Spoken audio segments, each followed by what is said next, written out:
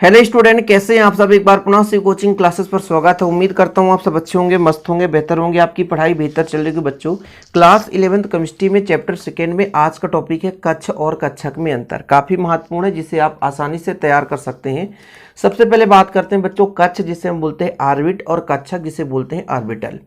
जैसे आप लोगों ने बोर का परमाणु मॉडल पढ़ा बच्चों कि नाभिक में हमारा धन आवेश होता है, ठीक है। और बोर के परमाणु मॉडल में ये बताया गया जो इलेक्ट्रॉन होते हैं वो नाभिक के चारों ओर वृत्ताकार पथ पर चक्कर लगाते हैं। अर्थात इस नाभिक के चारों ओर वृत्ताकार पथ होता है जिसे हम कक्षा कहते हैं या कक्ष बोलते हैं, ऑर्बिट जिसे बोला जाता है बच्चों। ये नाभिक के चारों ओर वृत्ताकार पथ या दीर्घ वृत्ताकार पथ होता है, ठीक है। ये आपका बच्चों क्या है, ऑर्बिट है, जिसे हम कक्षा कहते हैं। यानी एक पहला परिभाषा, नाभिक के चारों वृत्ताकार पथ जहां इलेक्ट्रॉन चक्कर लगाते हैं उसे हम क्या बोलते हैं बच्चों, कक्ष बोलते हैं, ठीक है। इसमें हमने 4 ऑर्बिट बनाया है। जैसे पहला आपका ये, इसे हम बोलते हैं के, ठीक बच्चों। दूसरा जो हमारा वो एल, जो तीसरा हमारा वो एम, और जो चौथा हमारा वो एन। ये आपका पहला कोष था, दूसरा कोष, तीसरा कोष और ये चौथा कोष था। इसे हम क्या बोलते हैं बच्चों, नाभिक के चारों वृत्ताकार पथ जहां इलेक्ट्रॉन चक्कर लगा सकते हैं। अब इनके अंदर जैसे आपका बच्चों के कक्षा में एस उपकोष होता है। क्या होता है, एस उपकोष होता है। थोड़ा आप समझने की कोशिश करेंगे। जो एल होता है दूसरे कक्षा में एस और पी 2 उपकोष होते हैं। कितने बच्चों, 2 उपकोष होते हैं। तीसरे में बच्चों एस, पी और डी, यानी कहने का मतलब 3 उपकोष होते हैं।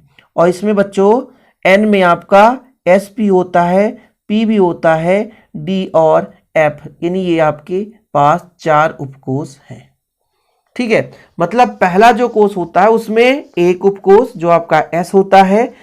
दूसरा जो आपको बच्चों पी है, मतलब ये दूसरा कक्षा, उसमें एस और पी 2 उपकोष। तीसरा कक्षा उसमें एस पी डी 3 उपकोष, और चौथे में आपका 4 उपकोष होता है। इन उपकोषों में कक्षक होता है बच्चों, इन उपकोषों में कक्षक होता है। थोड़ा डीप में समझने की कोशिश करेंगे तभी मजा भी आएगा और आप समझ भी पाएंगे बच्चों। जैसे मैं बात करता हूं एस की, एस उपकोष में एक कक्षक।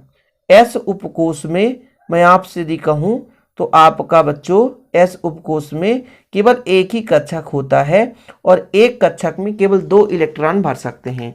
वो 2 इलेक्ट्रॉन, एक यदि क्लॉकवाइज है तो एक आपका एंटी क्लॉकवाइज होता है, ठीक है। मैंने बना दी एस की बच्चों, ठीक है। किसकी बना दी, एस की।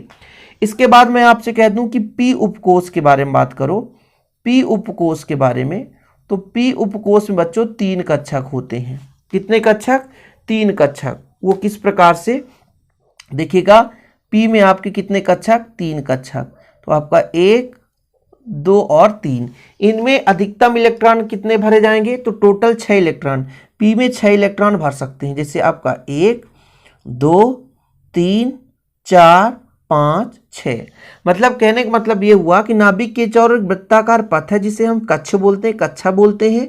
और इन कक्षा में उपकक्षा या उपकोष जिसे कहा जाता है पाए जाते हैं, और उन उपकोषों के अंदर कक्षक पाए जाते हैं। ये आपका पी हो गया बच्चों।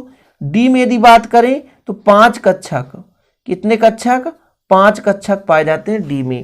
डी में 5 कक्षक, तो आप यहाँ पर आप बना सकते हो 5 कक्षक, आसानी से बना सकते हो। तो ये हमने 5 कक्षक बनाया बच्चों, कुछ इस प्रकार से 5 कक्षक। और इनमें इलेक्ट्रॉन भरोगे तो कैसे भरे जाएंगे, बोले 1, 2, 3, 4, 5, 6, 7, 8, 9, 10।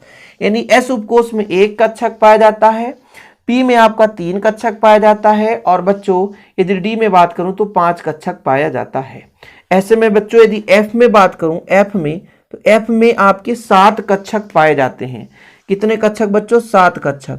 तो यहाँ पर आप कक्षक यदि बनाओगे तो 7 कक्षक होते हैं। 1, 2, 3 और ये 4, ये 5 और ये 6 और एक आपका 7। यदि इनमें इलेक्ट्रॉन भरेंगे बच्चों तो कुछ इस प्रकार से 1, 2, 3, फिर 4, 5, 6, 7, 8, 9, 10, 11, 12, 13, 14। मतलब एफ में टोटल 14 इलेक्ट्रॉन भर सकते हैं, S में टोटल 2 इलेक्ट्रॉन भर सकते हैं, D में टोटल 10 इलेक्ट्रॉन भर सकते हैं और हर एक कक्षक में 2 ही इलेक्ट्रॉन भरे जाते हैं। अब यहां से आप अंतर वैसे ही आसानी से समझ पाओगे। पहले आप लोग देखो बच्चों, नाभिक के चारों वृत्ताकार पथ जहां पर इलेक्ट्रॉन चक्कर लगाते हैं उसे हम कक्ष कहते हैं, लेकिन कक्षक आपका त्रिविमीय क्षेत्र होता है, कहीं भी अनियमित रूप से गति करते रहता है, जहां इलेक्ट्रॉन पाए जाने की संभावना अधिकतम होती है। कक्षा में तो इलेक्ट्रॉन चक्कर लगाता है, लेकिन इलेक्ट्रॉन यहां पर पाए जाते हैं, उसे हम क्या बोलते हैं बच्चों? कक्षक कहते हैं। देखो जरा यहां पर आप देखो, इसमें इलेक्ट्रॉन कैसे भरते हैं, तो आपको बोर-बरी का सिद्धांत पता होगा, 2n² के हिसाब से इलेक्ट्रॉन भरे जाते हैं। जैसे पहले कक्षा में 2, फिर 8, फिर 8, 18, 18, 32, ऐसे आपने पढ़ा था, यानी 2, 8, 18, 18। इसके पहले हमने बोर-बरी का सिद्धांत पढ़ाया था। आप लोगों को यदि नहीं पता तो आप सर्च कर सकते हैं, बोर-बरी का सिद्धांत, बोर-बरी का मॉडल जो भी है, या इलेक्ट्रॉनिक विन्यास निकालने का बोर-बरी का सिद्धांत, ठीक है, बोर-बरी का व्यवस्था एक प्रकार से कह सकते हैं। शिव कोचिंग क्लासेस, कोई भी टॉपिक आप सर्च करना चाहते हैं, बस लास्ट में आपको एक चीज, ठीक है, शिव कोचिंग क्लासेस डाल देना, आपको क्लियर हो जाएगा बच्चों। ठीक, यहां तक क्लियर है कि नाभिक के चार वृत्ताकार पथ जहां चक्कर लगाते हैं इलेक्ट्रॉन उसे कक्षक कहते हैं, और जहां इलेक्ट्रॉन पाए जाने की संभावना अधिकतम होती है उसे हम कक्षक कहते हैं। अब दूसरा बच्चों, इसमें 2n² के हिसाब से इलेक्ट्रॉन भरे जाते हैं, इसमें 2n² के हिसाब से इलेक्ट्रॉन भरे जाते हैं, लेकिन इसमें आपका अधिकतम इलेक्ट्रॉन एक कक्षक में 2 ही इलेक्ट्रॉन हो सकते हैं। इससे मैंने पूरा डिफिनेशन बता दिया, ठीक है। इसका आकार बच्चों कैसा होता है? एकदम वृत्ताकार होगा या दीर्घ वृत्ताकार, लेकिन कक्षक में ना सबका अलग अलग आकार होता है। जैसे आपका S का या तो आप गोलाकार होता है, S का, ये S के लिए है। P का होता है डमरू नुमा, ठीक है, इसको हम डबल डमरू, ये जैसे डबल डंबल, ये 2 ही आकार के होते हैं, डंबल या डबल डंबल, ठीक है। तो आपका S गोलाकार होता है या तो आपका डमरू नुमा होता है। तो 3 अंतर वैसे ही समझ में आ गया होगा, ठीक। पहला, नाभिक के 4 वृत्ताकार पथ जहां इलेक्ट्रॉन चक्कर लगाते हैं, जहां इलेक्ट्रॉन अधिकतम पाए जाते हैं उसे कक्षक कहते हैं। वृत्ताकार दीर्घ वृत्ताकार होता है, वृत्ताकार डमरूनुमा भी होता है और 2 डमरूनुमा भी होता है। इसमें इलेक्ट्रॉन एक ही तल में गति करते हैं, इसमें त्रिविमीय क्षेत्र में नियमित रूप से हर जगह गति करते रहते हैं। इसमें 2n² के हिसाब से इलेक्ट्रॉन भरा जाता है, इसमें अधिकतम इलेक्ट्रॉन 2 ही होते हैं कक्षक में।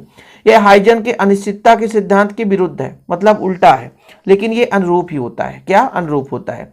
कक्ष की अवधारणा किसने दी थी? बोर ने दी थी। पहले से बता था कि बोर का परमाणु मॉडल और कक्षक की अवधारणा जो यांत्रिकी सिद्धांत पर आधारित है। कितने अंतर आपको तैयार करना? 4 नंबर से ज्यादा क्वेश्चन पूछा नहीं जाएगा, इसलिए 4 अंतर आपसे बनना चाहिए। अब बच्चों एनसीईआरटी ने लागू कर दिया, 4 अंक से ज्यादा क्वेश्चन कभी नहीं पूछा जाएगा। तो फिलहाल आज के लिए अंतर आपका क्लियर हो गया होगा। मेन चीज ये मैंने जो कहानी बता दी, इतना आप लोग सीख गए तो सब कुछ क्लियर है, क्योंकि अभी आप क्वांटम संख्या निकालना सीखोगे तो ये काम आने वाला है। इसलिए आप लोग प्लीज जैसे अच्छे तरीके से तैयार कर लें। और बच्चों जैसे आप बाहु का नियम, हुंड का नियम, ये सारी चीज मैं क्लियर करूंगा, बिल्कुल आप निश्चिंत रहें, तैयारी करते रहें। ऐसे वीडियो पाने के लिए चैनल को सब्सक्राइब कर लें। मिलते हैं अगली वीडियो के साथ बच्चों। जय हिंद, वंदे मातरम।